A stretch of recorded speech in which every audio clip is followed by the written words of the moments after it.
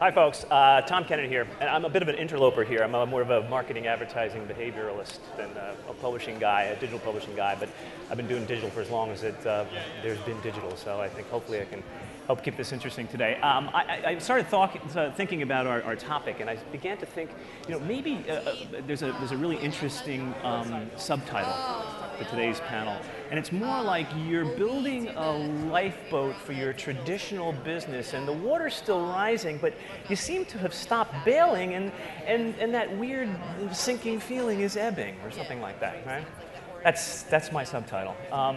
So what I wanted to do, I think something has radically changed. I think all of us would recognize this over the last several years. There was absolutely no business that was closer to the ropes, I think, than yours a year or two or three, and some might argue somewhat kind of yesterday as well. But I think what's happened is something that's very, very interesting. And what's happened is you see businesses like Apple, launch things like the iPad, and businesses like Apple go into the device manufacturing business for tablets. And you've seen things like Google get into the advertising business and cut fresh and wonderful deals with OEMs like Samsung and HTC.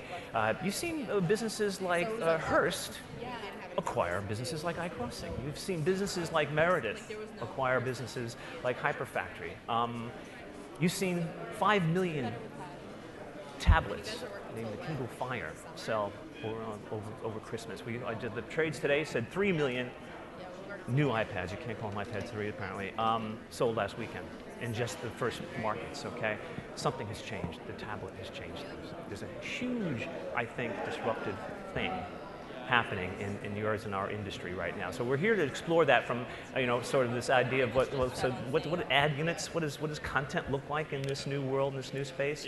And I think it's pretty interesting. I think that fundamentally, a lot has changed for a couple of key industries. The personal technology industry, the advertising industry, and most importantly, I think most critically, the publishing industry. And something else has changed. Human behavior has changed. As I said, I'm a behavioral marketing guy. And it's not often the new behavior comes along. But if we mess this up, there's an opportunity here not to just continue to cram, I think, the same old kinds of advertising that we've been doing for 15 or 17 or 18 years on digital into our digital publications, but figure out new ways to bring brands and humans together around this very, very, I think, unique, sweet, simple, fresh behavior. A new gesture, the swipe. Okay, so our panel today, I think, are going to be able to drive us through some wonderful, wonderful exploration of the implications of all this. And I'd like to just say we have Christina Albee from Conde Nast on my immediate right, Karen Kovacs from People, Eric Schwarzkopf from Fitness, and we have Avi Zimak from Hearst. So I'd like to climb in, and again, this is about, so you have a new ad unit, right? What are you going to do now? And I'd like to look at that. Of course, we're going to keep kind of trying to focus in on that. That's going to be one of our, return to page one to ask what are the implications. But I think what we want to also explore is, fundamentally, how has our old business now changed? What's this new ecosystem doing? What does opportunity and challenge look like in this new disruptive world? So let's start things off with a relatively simple place to explore. I know, Eric, Meredith only accepts 5 units per issue. Talk a little bit about that decision and whether that you optimize around that or what that means and how that works in your world. Sure.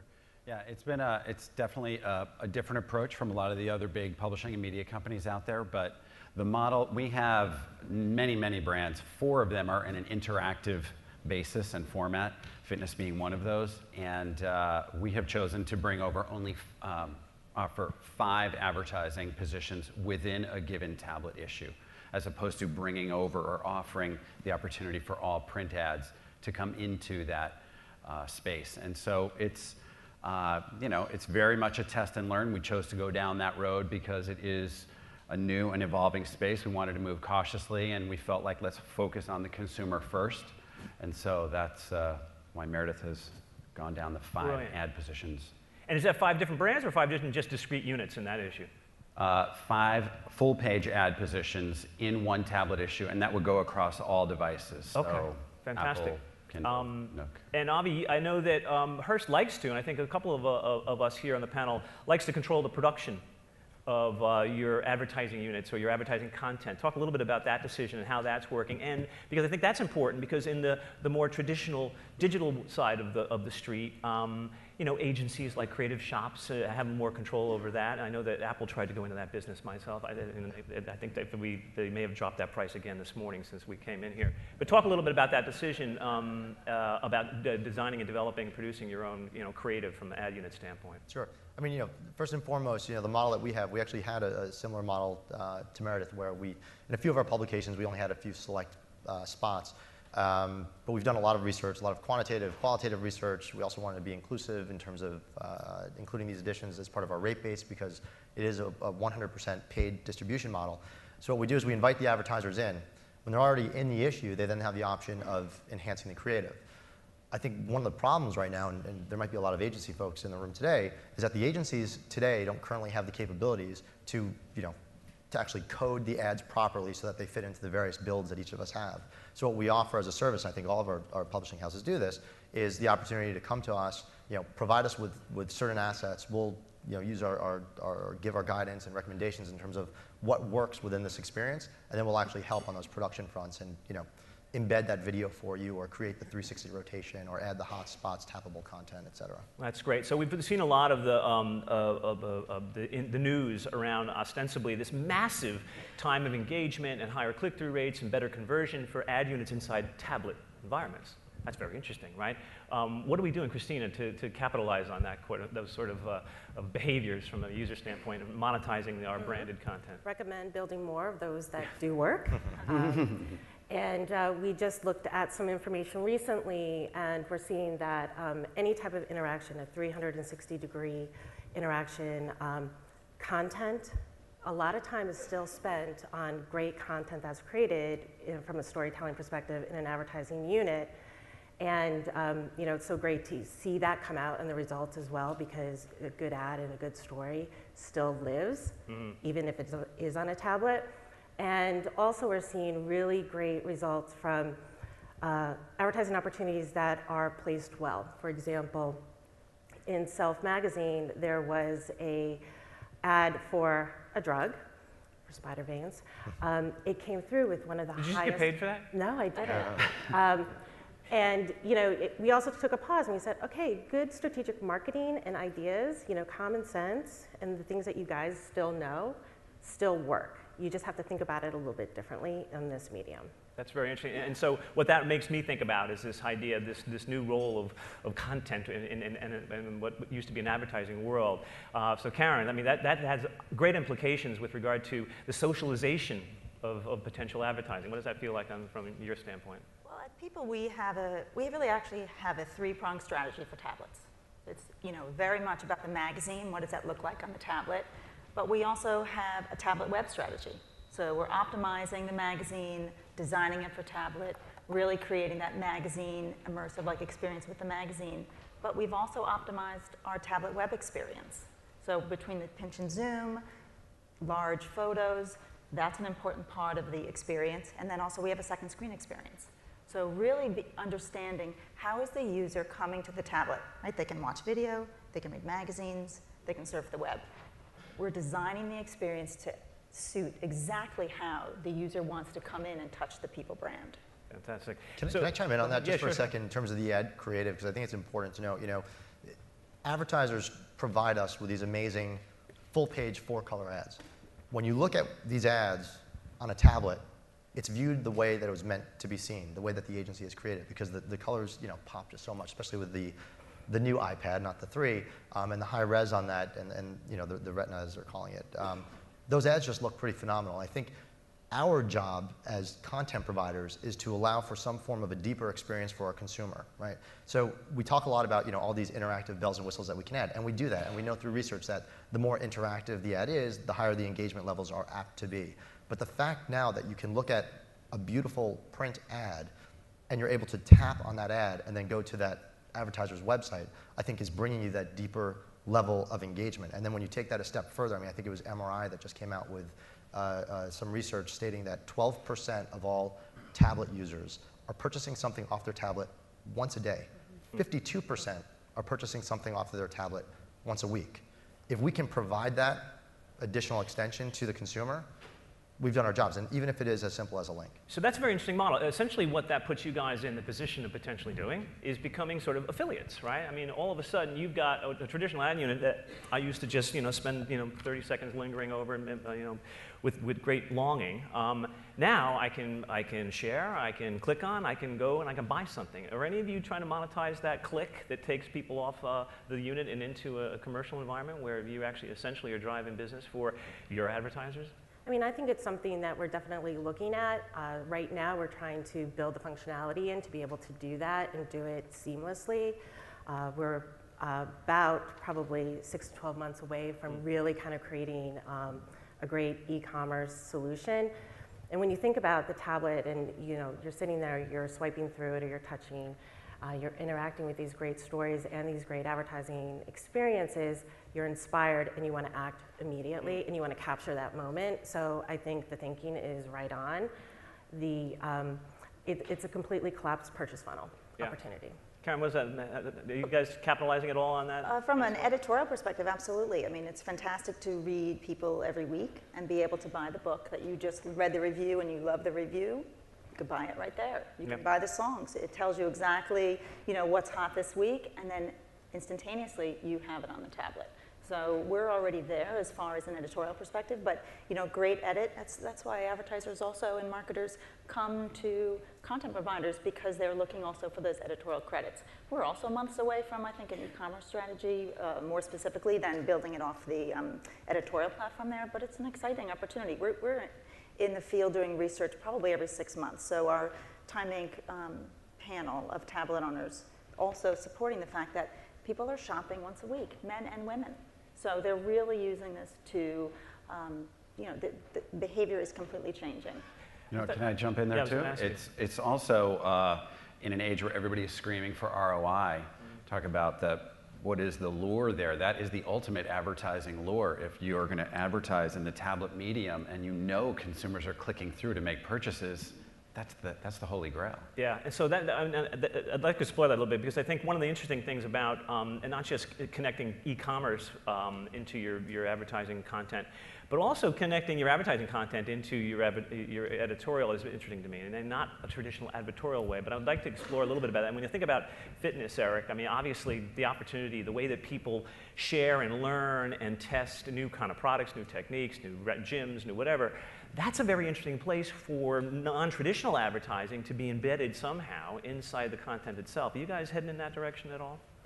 It's something we're exploring right now, and we know just from the research that we're doing, we have a humongous research organization within the company called Real Women Talking, and so we have this ongoing tablet study happening, and we're following their behaviors and seeing what they're receptive to and what works for them. And certainly for us, the workout videos and those types of things have high engagement levels to them.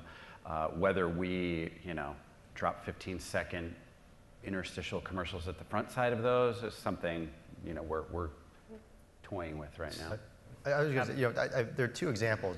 Our approach is we have our digital edition magazines, whether the replica or fully enhanced editions, and we have utility apps or standalone apps. So two examples, I think, where you see that integration, at least at Hearst, that I can think of. One is with Food Network magazine, where we created this digital edition, and throughout the experience, as you're swiping from page to page, obviously there are a lot of beautiful dishes within that experience. When you tap on the dish, you're provided with the ingredients and the cooking instructions. But then we added an additional feature which says add to shopping list. So you can tap on the recipe, you get all the ingredients, you can curate which ingredients you want to add to your shopping list, and at the end of the magazine, you actually have an organized, categorized shopping list of all the ingredients you've selected from the issue. That was specifically directed towards editorial in the first iteration of it. Moving forward, and actually beginning with the April issue that'll hit newsstands shortly, advertisers now have the opportunity to add that shopping list, that same shopping list that was featured editorially, onto their ads. Okay. So when you tap on the ad and you see that wonderful product, whether it's Hellmann's mayonnaise or whatever it might be, that now will get added to that same shopping list within the experience. So this is very interesting, right? So it goes back to, I think one of and we switch gears a little bit, pardon me. What's, I think, very interesting to me and to many people in the room is, and when we contemplate the future of brands and humans getting together around places like publications like your own, is, again, I think the socialization of content, the utility of content, and advertising content. So I think all of us are very curious to see how Facebook solves for one of its most important challenges, right? And in its filing, it says, there's a big question mark about mobile. And that's a really big question mark as far as I can tell. For a business like that, a platform like that, a publisher like that. One would argue that Facebook right now is probably each one of your biggest competitors for time spent and eyeballs and daily engagement, right? For everybody, for brands and websites and publications alike. So it's interesting to me, you guys would seem to have, digital publications through the tablet and through the mobile platform an advantage over Facebook. Are you strategically looking at solving for that in a way that they couldn't possibly, because you can't cram more right rail ads into my Facebook on my mobile or my tablet, but you can do the things you're talking about, creatively inserting branded content inside a utility or your editorial. What do you think about that, Christina? I think it's interesting. It would require a lot of conversation back at a 4 times square. But I do think it's a really interesting idea. One of the things that we are going to be rolling out in a few months is actually Facebook and Twitter integration within our digital editions. And one way that advertising can participate in that conversation is if there's an ad that is part of one of our stacks, and that stack is shared on Facebook or Twitter, it's going to travel with it. Excellent. So we really feel like that is a great first, or a great next step. It's the same thing for lending articles. You have your digital edition on your tablet and you want to send something that you read to your mom because she thinks she'd love that recipe. Now we're going to be able to build the functionality in, you're going to be able to send it with you, and that advertising messaging around it's going to go with it. That's fantastic. Karen, what do you think? 2 things. One is that we haven't really talked a lot about mobile, but mobile is a very important part of the strategy as well. So in addition to the tablet strategy, we have quite a robust mobile strategy. So by the end of the year, we'll have a specific mobile editor on the staff who's really going to be programming the edit based on time of day. So maybe when you're consuming the content on your way home, you want to read a little bit about getting ready for Dancing with the Stars tonight because that's what you're going to be looking forward to. So when you have an editor serving up content specifically pertaining to things that are going to happen throughout the day, then the ad opportunities follow, based on time of day. And yeah, so it's interesting. So there are we're really trying to hone in on when the users, and we've seen the peaks and valleys throughout the day. We see the tablet user really coming in after dinner, at night, enjoying the content that way. That's why, we see her spending as much time on the tablet as she is on the magazine, right? She's reading it, she's immersed in it. Whereas the mobile, the desktop web, the tablet web, much more about that going in, doing some research, doing branded search, and then coming out of the experience. So the opportunities there are enormous, but they're all very different, even though they live sort of contained in the same device. Yeah, so where you're heading here is very, very interesting, I think. This idea of use case modeling, to me, is what marketing should be about. Sure. And I know it's, what digital marketing has become about in large degree in the last several years, I think, has been, these DSPs and things like that, which is almost the other side of this kind of, use case modeling and really, really rich understanding of the behavior and where our place may fall in that. I'm interested to hear what you guys are doing. Eric, it'd be interesting to see what you in your particular pub on fitness are doing. You mentioned before around in the gym or things like that. The use case has changed, right? The time of day has changed. And now we heard an earlier panel talking about, incremental subscribers potentially because of the new devices. But, in many cases, it's just accessing potentially the same content in new and different ways, right? Through the tablet or through the mobile. So I'd be interested to understand, are you guys doing some, rich use case modeling and then actually designing user experiences and publishing formats and advertising unit and distribution and things like that around that intelligence? Right now, through our Communispace and Real Women Talking area, we're seeing the feedback from our women that there was, and probably with a lot of us with these tablets, they're very expensive devices, and so their behaviors and their uses with them has evolved. Initially, there's a lot of fear and reticence about being out and about and Scratching it. leaving the house with it, yeah. And so certainly going to the gym for us, with all the exercise videos is a natural thing. But there was hesitation, and that barrier is breaking down now, so she's definitely getting there. But there's still an awkwardness with that of, keeping it stable on the equipment, making sure it's safe, your hands are sweaty, it doesn't work on the screen. So there's a lot of that, but I think that's evolving, and she's getting more and more comfortable with that. So whether that evolves into advertising opportunities for us, again, that could be something about, I mean, obviously our medium has always been the ultimate with product integration. Magazines are sort of the birthplace of that, and tablets will continue that. So, we'll see. It could be those little, 15-second spots at the beginning or the end of a workout, or I'm not sure. So that's interesting. Avi, what about, one could argue that no one's got more consumer data than Hearst, right? Traditionally, of course, many channels and platforms. Are you guys leveraging any consumer insights or intelligence that you glean through the channel about, modifying and optimizing how and what you do? Right. I mean, first of all, you have to assume that we're getting a lot of that data from partners like Apple, right.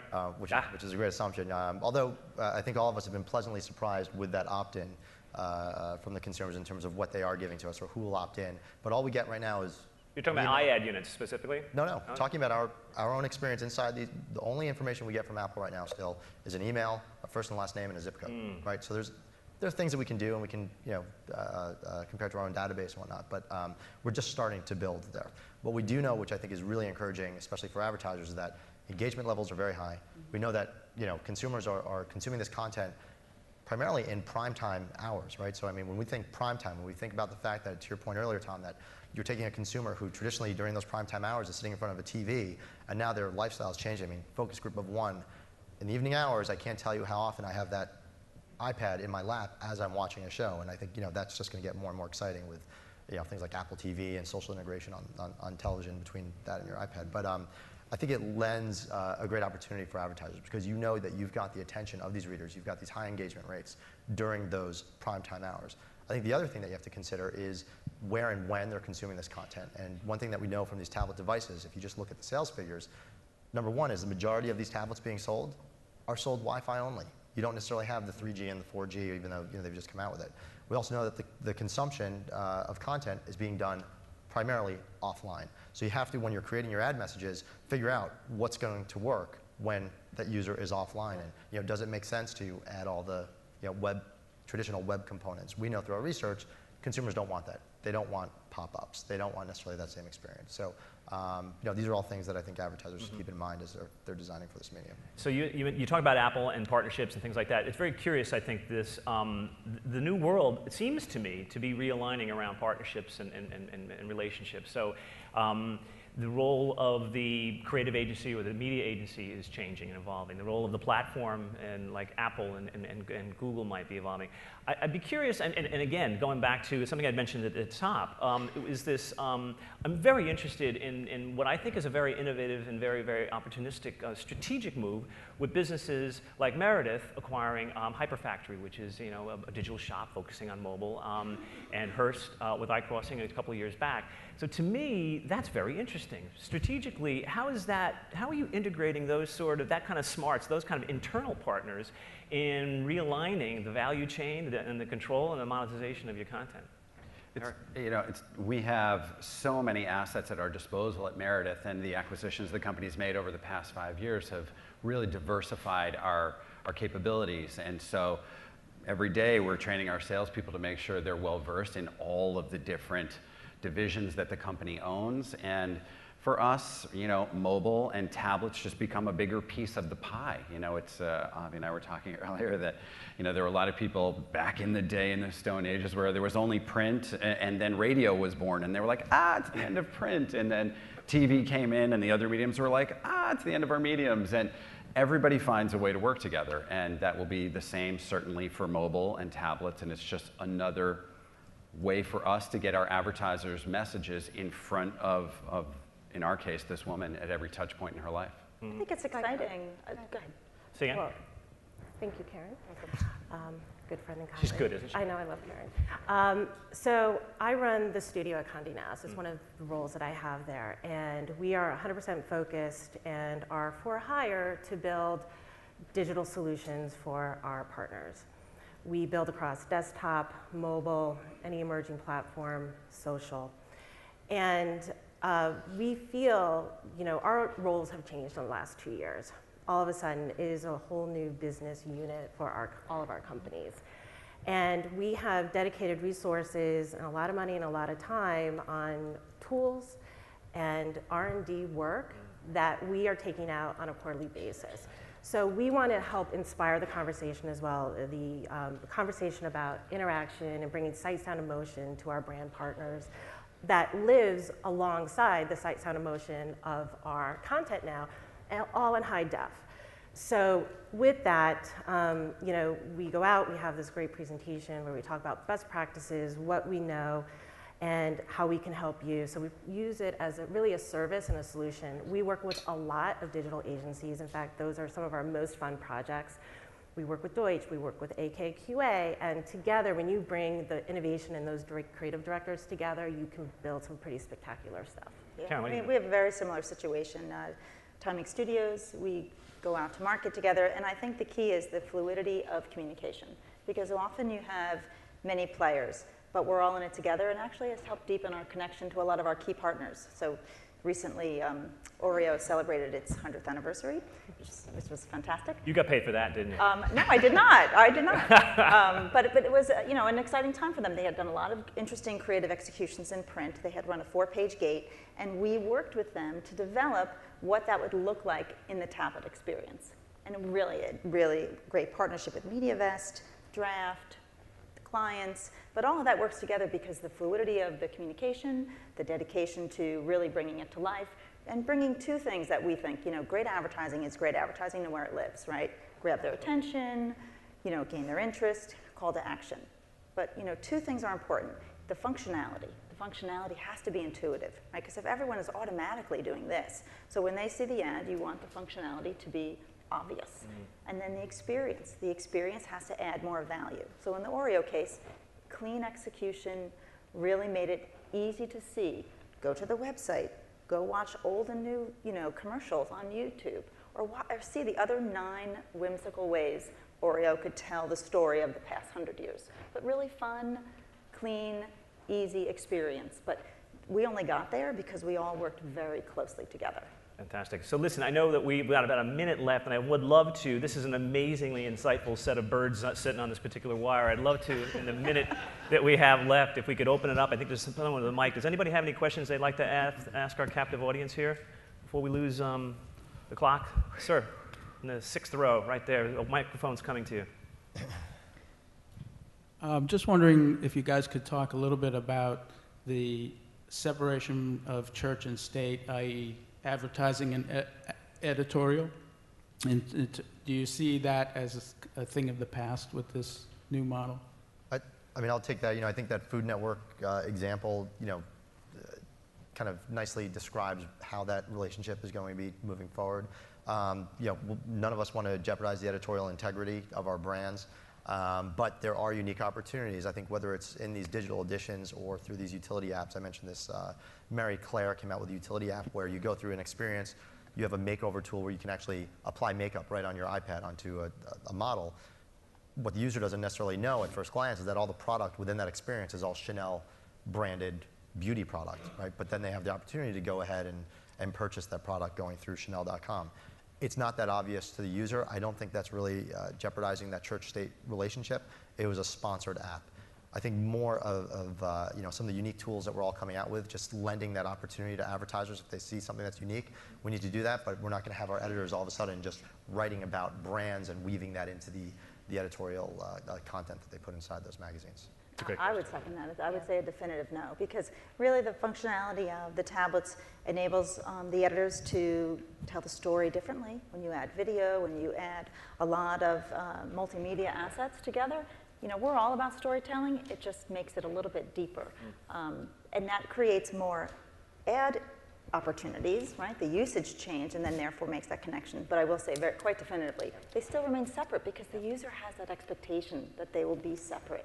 Yeah. And I would say that this device now gives advertisers and brands the opportunity to play editor, create great content. And we've seen, you know, through some of our experiences that brands have great stories to tell, kind of like your Oreo example. I experienced it. What do you want, commission? I just want free cookies later. But brands should play editor. Yeah. Well, that's a whole new model, isn't it? Yeah, it is. I think we're out of time. Christina, Karen, Eric, Avi, thank you very much. Great panel. Thank you.